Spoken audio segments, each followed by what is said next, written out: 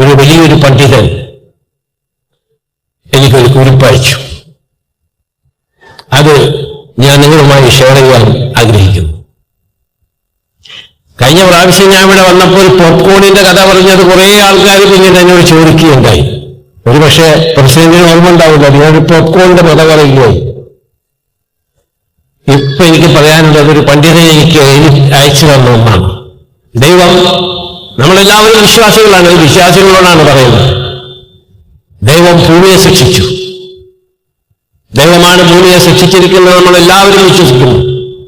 നാം എല്ലാവരും ദൈവത്തോട് പ്രാർത്ഥിക്കുന്നവരാണ്. പല രീതിയിലായാലും ദൈവത്തോട് നമ്മളെല്ലാവരും പ്രാർത്ഥിക്കുന്നവരാണ്. നമ്മളെല്ലാം വിശ്വാസികളാണ്. അങ്ങനെ ഭൂമിയെ ശിക്ഷിച്ചപ്പോൾ ഭൂമി ഇറങ്ങിക്കൊണ്ടിരിക്കുകയായിരുന്നു. അപ്പോ ദൈവം മലകളെ സൃഷ്ടിച്ചു. ആ ഭൂമിയെ ഇളകുന്നതിൽ നിന്ന് നിർത്താൻ വേണ്ടി ദൈവം മലകളെ സൃഷ്ടിച്ചു. അപ്പോ ഞങ്ങൾ വിശ്വസിക്കുന്നത് മലാഖമാർ ദൈവത്തോട് ചോദിച്ചു, അല്ലയോ ദൈവമേ, ഈ ഇത്രയും സ്ട്രോങ് ആയിട്ടുള്ള ശക്തിയുള്ള മല, ഈ മലകളിലേക്കാൾ എന്തെങ്കിലും ഇനി ശക്തിയുള്ളതുണ്ടോ എന്ന് ചോദിച്ചപ്പോ ദൈവം പറഞ്ഞു, ഉണ്ട്, ഇരുമ്പ് നല്ല ശക്തിയുള്ളതാണ്. പിന്നെ ചോദിച്ചു, ഇരുമ്പിനേക്കാൾ ശക്തിയുള്ള എന്തെങ്കിലും ഉണ്ടോ? അപ്പൊ പറഞ്ഞു, അത് തീയാണ്, അഗ്നിയാണ്.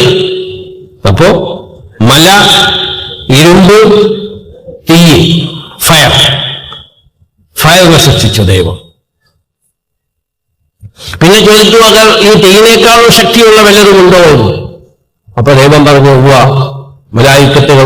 മലാഖമാരോട് പറഞ്ഞു, ഉണ്ട്, വെള്ളം ശക്തിയാണ്.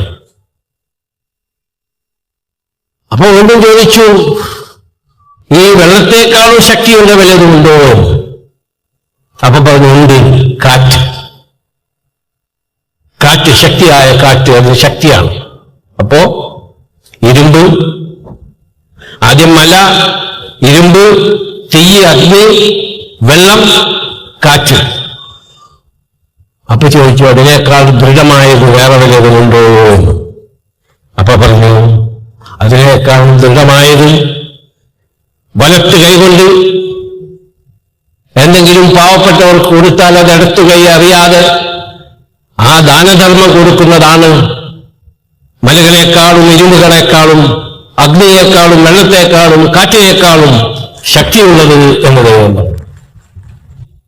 എന്റെ സഹോദരന്മാരോട് എനിക്ക് പറയാനുള്ളത്, ഒരു പണ്ഡിതൻ എനിക്ക് അയച്ചു തന്നതാണ്. അതാണ് പറയാനുള്ളത്.